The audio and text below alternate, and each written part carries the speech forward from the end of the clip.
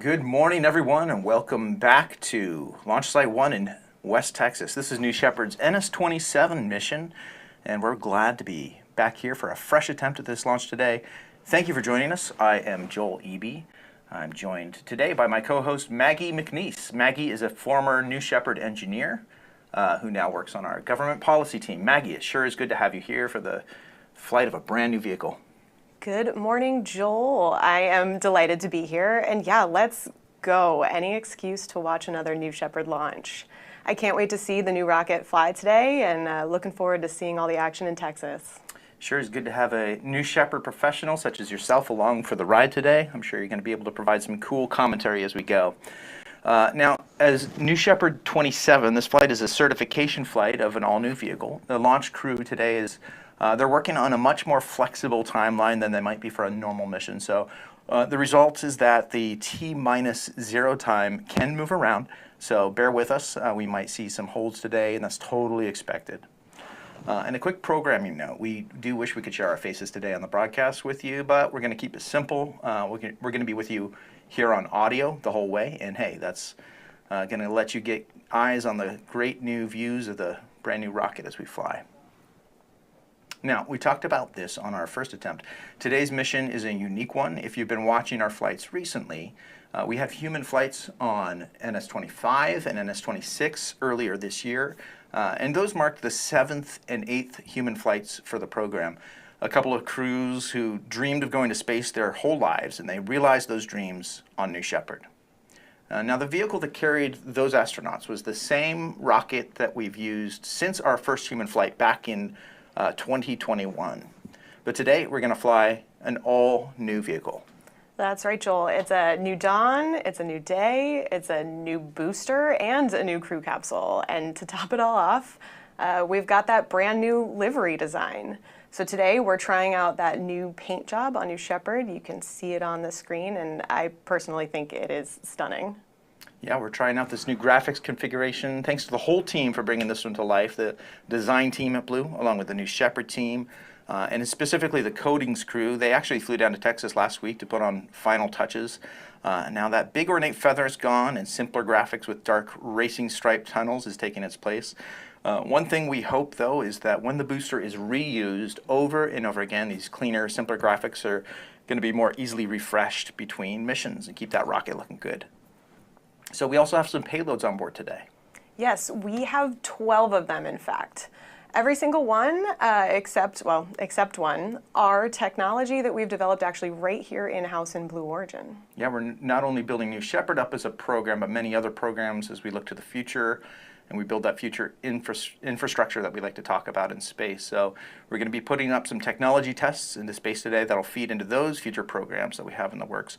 One of those tests running today is actually for New Glenn navigation system. They're going to be working on a very cool navigation system that's shared between the rockets, and so I think the New Shepard team today, we might see a hold pop up late in the game, and that might have to do with the final test that they're going to do in favor of the New Glenn team. New Glenn, of course, is launching very soon out of Cape Canaveral. So yeah, today is about New Shepard plus much more. So much more. Today there's 5 payloads installed actually on the booster, as well as the 7 inside of the crew capsule.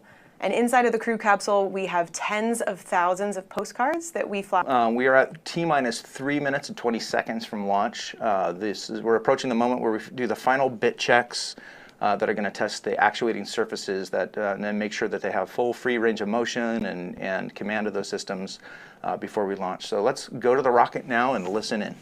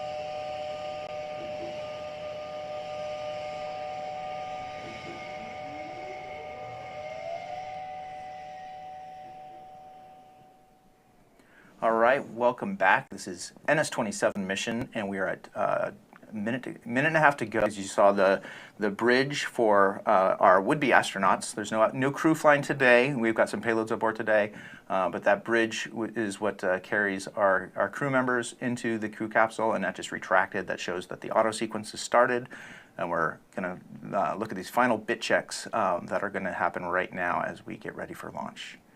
And here's that hold.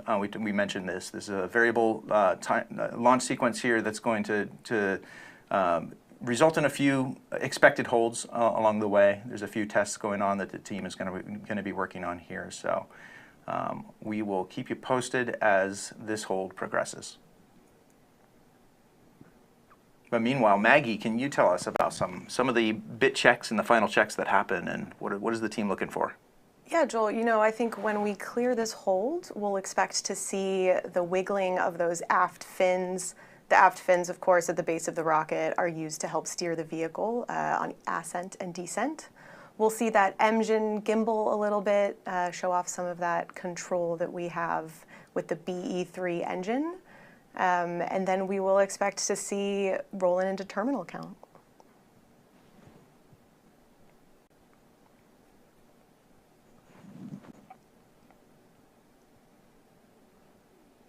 All right, that hold is now cleared.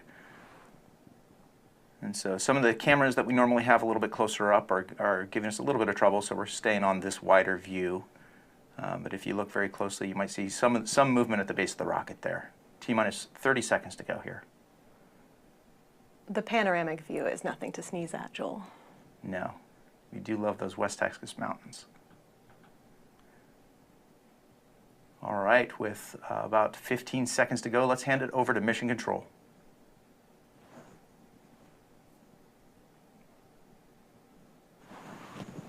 T-minus 15, guidance internal. TM is ready for boost. T-minus 10, 9, 8, 7, 6, 5, 4, command engine start, 2, 1, ignition.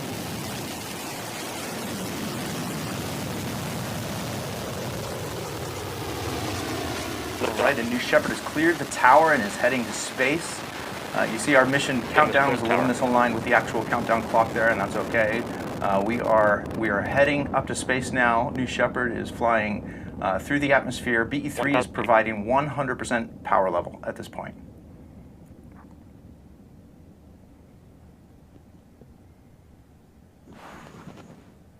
So next up, we're going to be ascending through the zone we call max Q, and this is the point at which the atmospheric pressure on the vehicle is at its maximum. So this is a critical part. The BE-3 engine is going to pull back just a little bit in terms of its thrust as we punch through that zone. These are the first views that we're getting of this brand new rocket and that shiny new livery as it flies to space.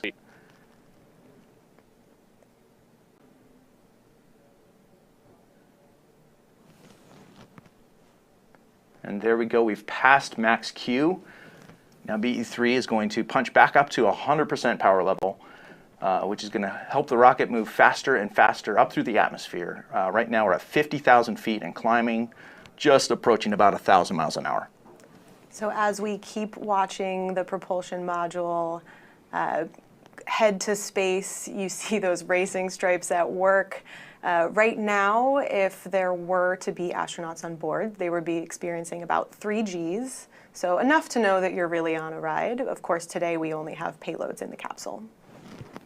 We're approaching 100,000 feet now, about 1,500 miles an hour. Now, one of the next milestones that we're going to come up to here will be MECO. That's main engine cutoff, and that's when the vehicle stops thrusting forward and will start coasting into space.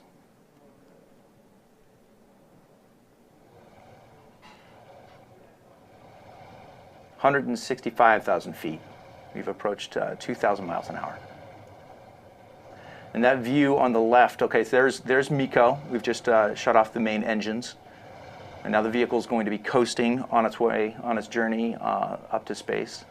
The views that astronauts would be getting if they were looking out the windows on a flight like today would be just spectacular at this point. Oh, and you can see that 0G indicator at the bottom of your screen, indicating that the capsule has reached Yep, and we 0G. see separation now through that right side of your screen. You see the capsule is now separating in distance away from the booster. This is the moment that the ride to space is all about, really, for payloads or future astronauts that will be riding on this vehicle. So each of our payloads is going to be collecting some amount of data, and of course those postcards are getting their own 0G moment.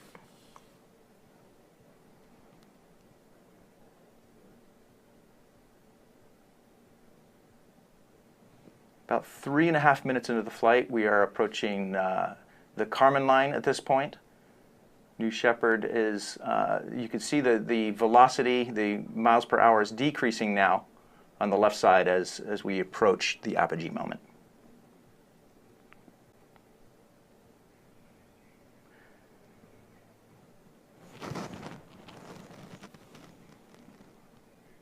All right, now we're seeing on the left side of your chart, we're seeing a new set of data. This is the data that tracks the booster's descent. The booster is finding its own apogee moment, and in a moment it's going to start descending. All right, it has hit its apogee and is now descending back to West Texas. Meanwhile, the crew capsule is continuing to ascend to its own apogee, giving plenty of 0G time to those payloads on board.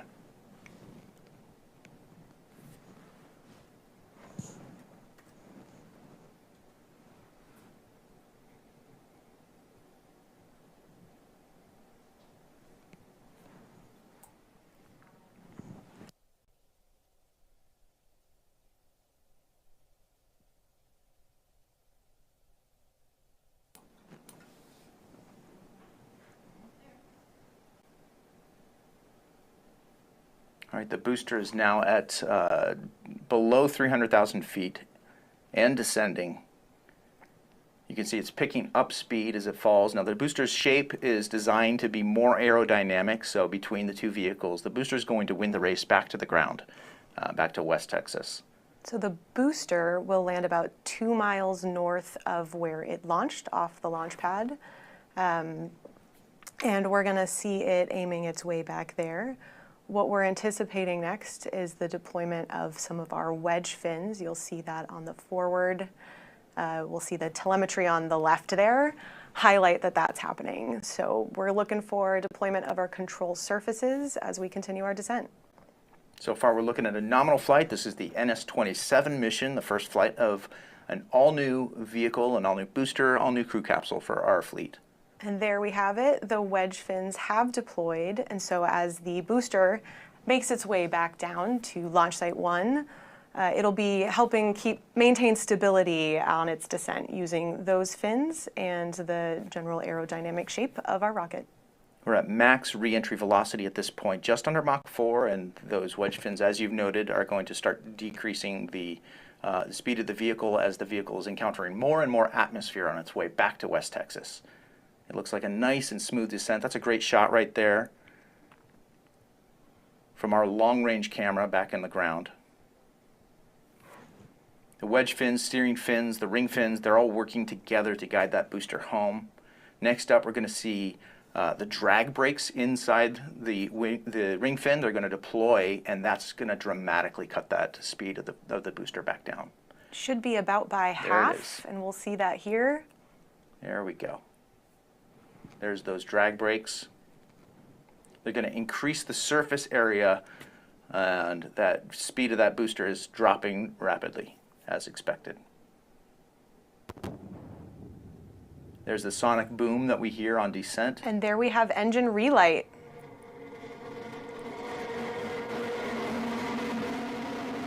The landing legs are deploying.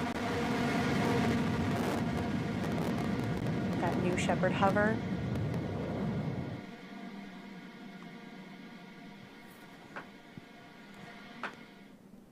And touchdown. Welcome home, New Shepard. New Shepard's landing of the booster continues to be one of our just proudest moments here at Blue Origin.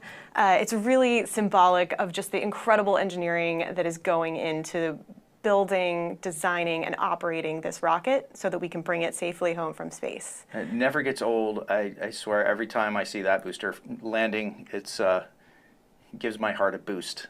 And you know, for the folks in Texas, this is both the end of the booster's journey to space today, but the start of its next recycle.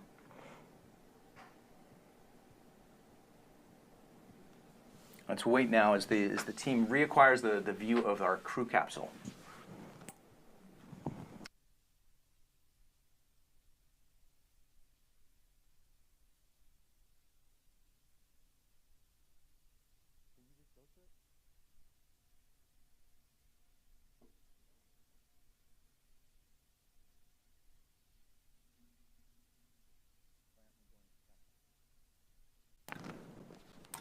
And there we have the capsule. The drogues have deployed. We'll see that capsule start to slow down as it descends into the valley on Launch Site 1.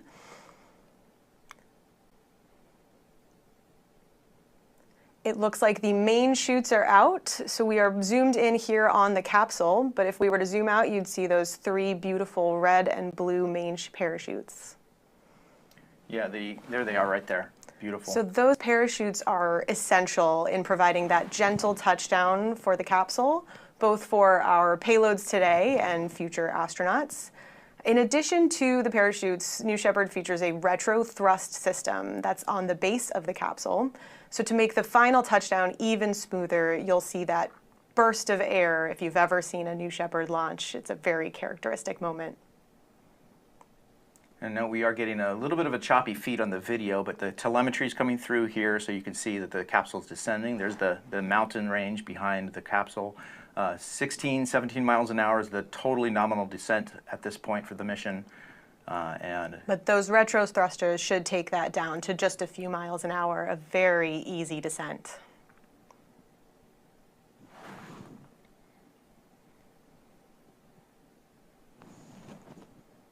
Within 200 feet.